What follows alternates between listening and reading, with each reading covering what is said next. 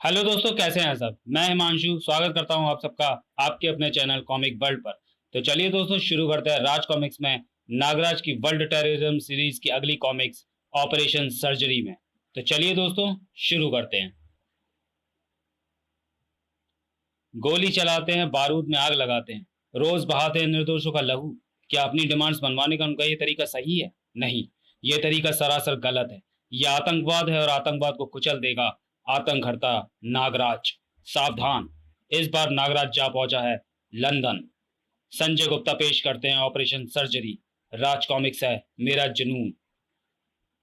Madrid city, Spain. Sorry sir, puncture के कारण आपको परेशानी हुई। कोई बात नहीं, मगर जल्दी करो।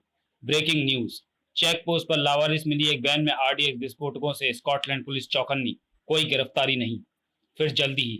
क्या साहब, जिंदगी कितना डराने लगी है। सड़क के अंधे ट्रैफिक में जान का डर। इस डर से बचो तो रात बिरात लुटेरों के हाथों लुटने पिटने मरने का डर। लुटेरों से बचो तो आतंकवादियों की हरकतों से मौत का डर। जीना है तो डरना छोड़ दो। वाह साहब वाह, क्या बात कही है। पर यह डर कोई सवारी तो है नहीं कि उसे कहीं पर भी छोड़ दूं। सिंह सिंह। तो देखा देखा साहब। अरे, साहब कहाँ गया? माम्बर ग्रुप के खात्मे के बाद मुझे लगा था कि स्पेन में इस तरह की आपराधिक घटनाओं में कमी आएगी। पर अपराध उस अमर बेल की तरह है जिसे पनपने के लिए जड़ की जरूरत नहीं होती।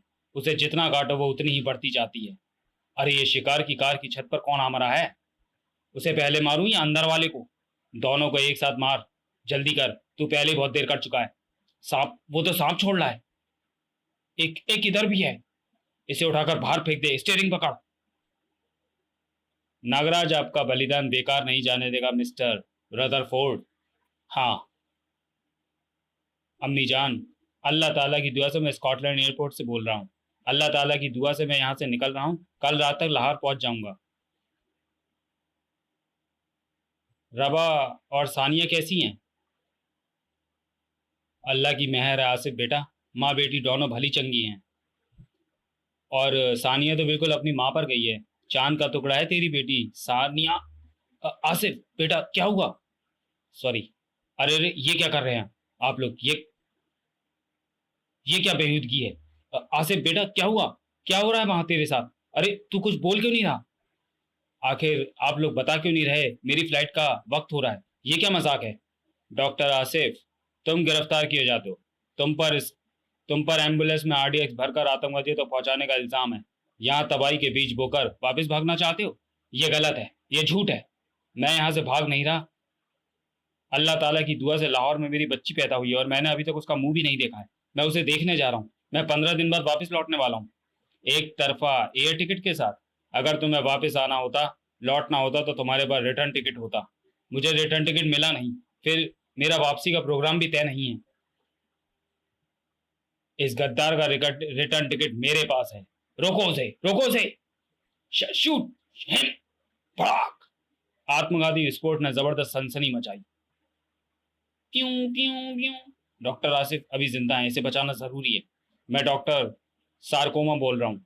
तो मैं डॉक्टर आसिफ का पोस्टमार्टम करना है। डॉक्टर चिंतित थे। इसकी हालत नाजुक है, चोट सिर पर लगी है। ये कैसे?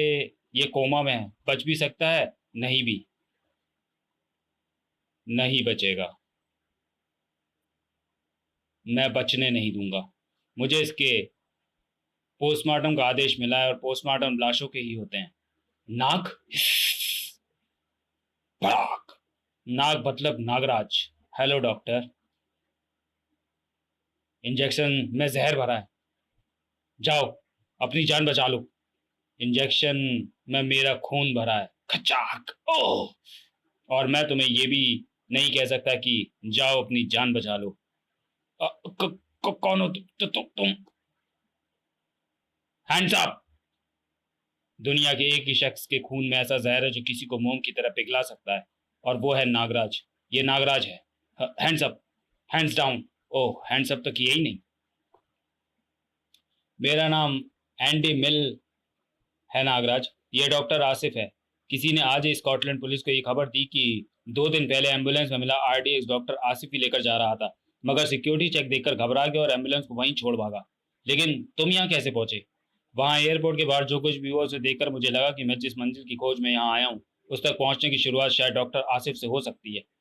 मिस्टर मिल, अपनी कुशल कार्यशैली के आधार पर स्कॉटलैंड की पुलिस दुनिया भर में प्रसिद्ध है, लेकिन क्या सिर्फ एक सूचना के आधार पर ही स्कॉटलैंड पुलिस किसी को भी आतंकवादी गतिविधियों में शामिल मान लेती है?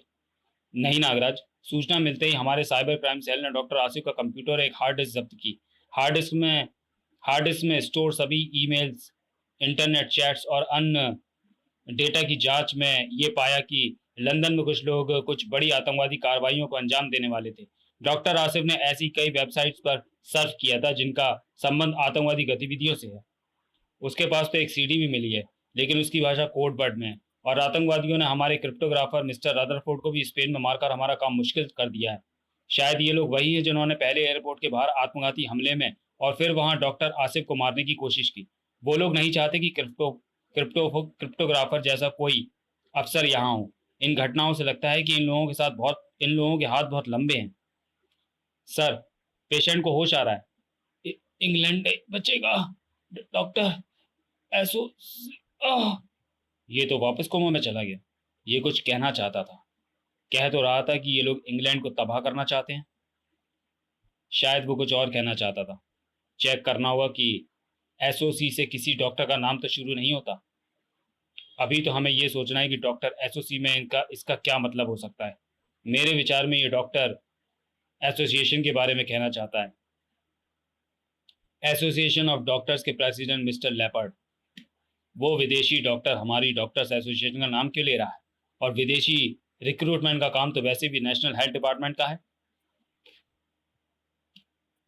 और उस एसोसिएशन का चीफ था डॉक्टर जेडो। डॉक्टर आसिफ भी टेम्परेरी वीज़ा पर स्कॉटलैंड के फैसले में रॉयल फोर्टिस अस्पताल में डॉक्टरी कर रहा था।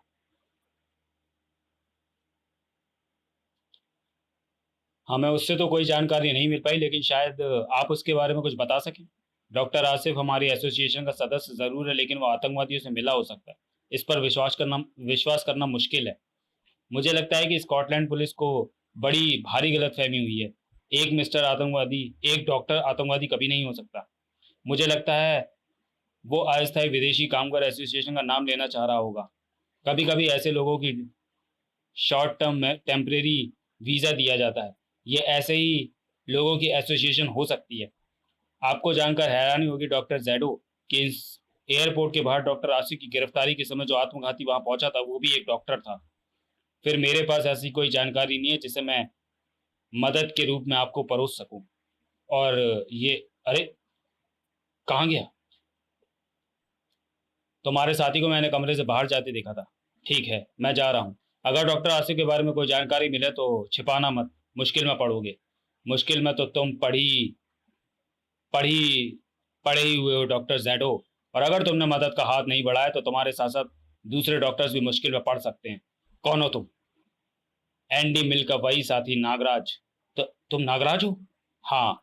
अब मुझे मिल के साथ की जरूरत नहीं थी।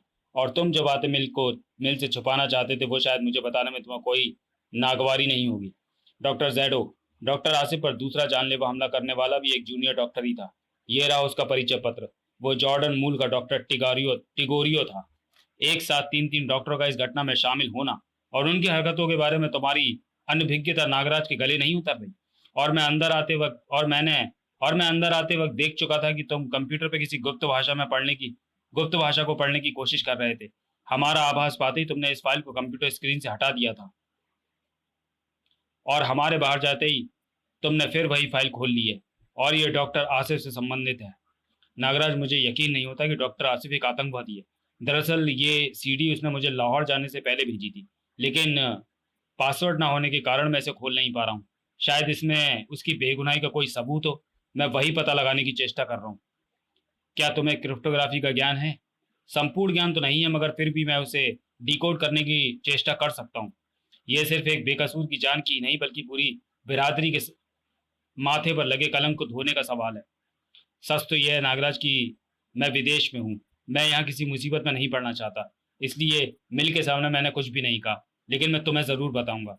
डॉक्टर आसिफ अक्सर अपने एक दोस्त से मिलता था। वह अफ्रीकी मूल का था। उसका नाम है डॉक्टर ओल्गा। नागराज को डॉक्टर ओल्गा सब कुछ बताता जा रहा था। मैं तो सपने में भी नहीं सोच सकता कि डॉक्टर आसिफ एक आतंकवादी होगा। और तुम मुझ पर शक मत करना नागराज, क्योंकि किसी का कोई दोस्त आतंकवादी है तो इसका ये मतलब हरगिज नहीं कि उसका पूरा सर्किल ही आतंकवादी लोगों से भरा होगा। मैं तुम पर शक नहीं कर रहा ओल्गा, सिर्फ सच्चाई का पता लगाने की कोशिश कर रहा हूँ। नागराज के वहां से जाते ही ओल्गा बड़ी तेजी से फोन पर झपटा और, हेलो डॉक्टर मार्कोस, वो इंडियन यहाँ आया था। वो विषाणु हमारा कुछ नहीं बिगाड़ सकता, तुम ध्यान रखना। डीडीटी पाउडर लेकर कंपाउंडर तुम्हारे घर के बाहर पहुंच चुका है। गंदगी काफी बढ़ गई है। कीटाणुओं को मारने के लिए आज रात ही छिड़कना होगा डीडीटी पाउडर। ऑपरेशन सर्जरी जरूर सफल होगा। ओह हाँ, ऑपरेशन सर्जरी जरूर सफल होगा doctor Mark Marcos. DDT powder आ गया है। सॉरी गाइस, वो मार्कोस नहीं सार्कोमा है। जो कार उड़ाने के बाद डॉक्टर ओल्गा का काम शुरू हो चुका था, लेकिन अगर वो आसपास की हवा पर ध्यान देता तो पता चलता कि उसके इर्द गिर्द की वायु जहरीली हो रही है। डॉक्टर ओल्गा ने कार की विस्फोटक डिस्कोथेक में जाकर पार्क कर दिया। सर, आपके बचे हुए पैसे रख लो। मिस्टर ओल्गा, डिस्कोथेक में जाने का रास्ता उधर से है। तुम मुझे कैसे जानते हो? कौन हो तुम? लो, पहचान लो। तो तुम? हाँ, मैं।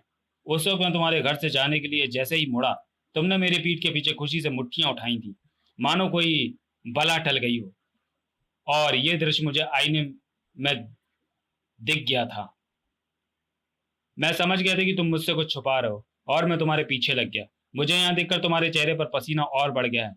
डॉक्टर ओल्गा, तुम चाहो तो मैं अपनी दाईं जेब से पिस्तौल निकालकर तुम चाहो तो अपनी दाईं जेब से पिस्तौल निकालकर मुझे गोली मार सकते हो, लेकिन ये तो मैं तुमसे पूछ कर रहूंगा कि $100 में कार पार्क करने के बाद तुम डिस्को तक जाने की बजाय कहाँ भागे जा कहाँ से भाग वहां से भाग क्यों रहे हो? बौखलाए डॉक्टर ओल्गा ने जेब से कुछ निकाला तो सही, मगर वो चीज पिस्टल नहीं थी। अब तुम भी भागोगे नागराज? ओह, डेटोनेटर। ये धमाका तो शुरुआत है नागराज, अभी कई बड़े धमाके होंगे। हम बदला लेंगे, आंख के बदले आंख। एन आई फॉर एन आई, हा हा हा हा। अगर ये विस्फोट पार्किंग से हुआ तो जान माल की भयंकर हानि होगी। पार्किंग डिस्कोथेक से सटी हुई है, जिसमें इस वक्त सैकड़ों लोग होंगे। एक इंसान के तौर पर मैंने कभी नहीं चाहा कि मैं लोगों की जान लेने वाले एक जल्लाद का वध करूं, जल्लाद का रूप धरूं। सुश! पर श्री राम को भी रावण का संहार करना ही पड़ा था। क्या हुआ? क्या हुआ? मैं भगवान नहीं हूं। ये कौन है? उफ! वो जो भी है मसीहा है। बचा लिया उसने हमारी जिंदगियों को। सांपों की रस्सियों पर झूलता जा रहा है। उसने तबाही को होने से रोका। वो नागराज है, पर जिन्हें मैं मार रहा हूं वो भी इंसान नहीं है। आतंकवादियों को देखकर जिसकी रगों में दौड़ता जहर फुफकारने लगता है। डॉक्टर उल्गा के कहने का क्या मतलब था और संकेत क्या है? आतंकवादियों का अगला निशाना क्या होगा? उसके आखिरी शब्द थे, आंख के बदले आंख लेंगे। मौत को सिर पर देखकर जुनूनी व्यक्ति अपनी हरकतों के बारे में बताने लगता है। कहीं मरते मरते उसने किसी क्लू की तरफ इशारा तो नहीं किया था? N I for N I. Yes sir, मैं आपके लिए क्या कर सकती हूँ? मुझे ब्रिटेन टूरिस्ट गाइड चाहिए। Please hold for a minute. हमारा बच्चा इंसानियत के सिद्धांतों को मानने वाला और बेगुनाह है। मेरा आशिक आतंकवादी नहीं है। मैं एक माँ हूँ। माँ से ज्यादा अपने बच्चों को कौन जान सकता है? उसने अभी अपनी नवजात बच्ची की शक्ल भी नहीं देखी। वहां से लाहौर की फ्लाइट पकड़ने से पहले उसने फोन पर मुझसे कहा था कि माँ, यहाँ भारी गड़बड़ है, मैं आ रहा हूँ। कोई उस गड़बड़ का पता क्यों नहीं लगा रहा? मेरे बेटे को दोषी बताया जा रहा है, वो निर्दोष है, पर वहां कोई उसकी मदद करे या ना करे, खुदा सब देख रहा है और मुझे उस पर पूरा भरोसा है। वो मेरी कोख को अभी लांछित नहीं होने देगा, कभी लांछित नहीं होने देगा। पाकिस्तानी माँ के मगरमच्छ आंसू। दुनिया में किसी भी देश की माँ के आंसू कभी मगरमच्छी नहीं होते, और इस बात को भूलना मत। ओह, सच्चे आंसुओं में ताकत होती है। लंदन आए, लंदन आए। लंदन का एक फेमस टूरिस्ट स्पॉट। लंदन आए से पूरे लंदन का विहंगम दृश्य देखा जा सकता है। तो चलिए दोस्तों, वीडियो का यही समाप्त करते हैं और मिलते हैं नागराज की वर्ल्ड टेररिज्म सीरीज की कॉमिक ऑपरेशन सर्जरी के दूसरे भाग में अगले वीडियो में। तब तक के लिए धन्यवाद।